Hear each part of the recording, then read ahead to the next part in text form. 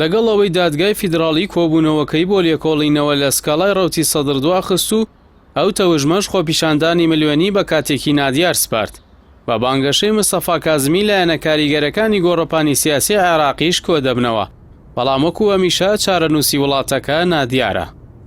دادگای فیدراڵی کۆبوونەوەکەی لەسەر سکاڵای تەوژمی سەدری دواخست بۆ 30 ئەم مانگە کە بڕیار بوولەوە بکۆڵێتەوە کە ئەنجومەنی نوێنەران نەیتوانیوە لە کاتە یاساییەکاندا سەرۆک کۆمار دیاری بکات و ئەویش سەرۆکی ئەنجومەنی وەزیران ڕاستپێرێت بۆ پێکهێنانی کابینە کە بە پێی بۆچوونی تەوژمی سەدری پەرلەمان بەوە شەرعیەتی خۆی لەدەستداوە، هەرچەندە پێشتر سەرۆکی ئەو دادگایە ئەو بابەتەی لە دەرەوەی پسپۆڕی خۆی لە قەڵەمدا کە بتوانێت پەرلەمان هەڵوەشێنێتەوە، بەڵام سکاڵاکەی تەوژمی سەدری بەو پێی خواستێکی گەورەی جەماوەری لە پشتەوەیە ناتوانرێت پشتگوێ بخرێت و ئەوەش ڕاستە ئەو ئەنجومەنە لە کاتی دەسووری خۆیدا نەیتوانیوە بە ئەرکی خۆی هەڵسێت.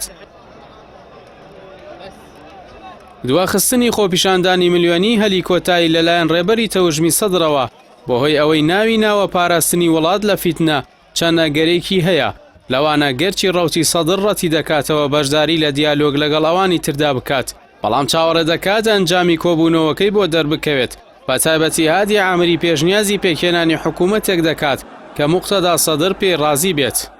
هەندێکی تر هۆکاری دواخستنەکە بۆ ئەو هەڕەشەیە دەگێڕنەوە کە حیزبوڵای عێراقی ئاراستەی خۆپیشاندەرانی کردووە کە تەڕ و وشک پێکەوە بسووتێنێت. ئەوەی سەدر و خۆپیشاندەرانی ترشین داوای دەکەن چاکسازی سیاسی و ئابووری و دادگایی گەندەڵکاران و چاکسازی ڕیشەیی و هەڵبژاردننی پێشوەختەیە. ئەوەش واتە دوورکەوتنەوە لەو سیستەمەی دوای 2003 عێراقی لەسەر بنەمای پشکێنەی تایفی دامەزراندووەتەوە. ئەوەش کە چوارچێوەی ئەمانگی و ئەو پەیمانەکانی داوای دەکەن سووربوونە لەسەر پاراستنی دەسوور و پشکێنەی تایفی کە لەسەر بنەمای زۆرینەی تایفی پشکەکان دابەش بکرێن. ئەوەش پرۆژەی هەردوو لا تووشی پێکدادان دەکات و ناگەنە خاڵی یاوبەش، چونکە پاشەکشەی هەر لایەکیان واتە خیانەت لە پرۆژە سیاسیەکانیان و دوورکەوتنەوە لە ستراتیژ و بەرژەوەندیەکانیان. لە هەردوو لاوەش لەگەڵ ئاجێندای وڵاتانی ناوچەکە و زلێزانیشدا گرێدراوە، بۆیە لەم کاتەدا دەسوەردانە دەرەکیەکان خەریکە تۆق دەبنەوە.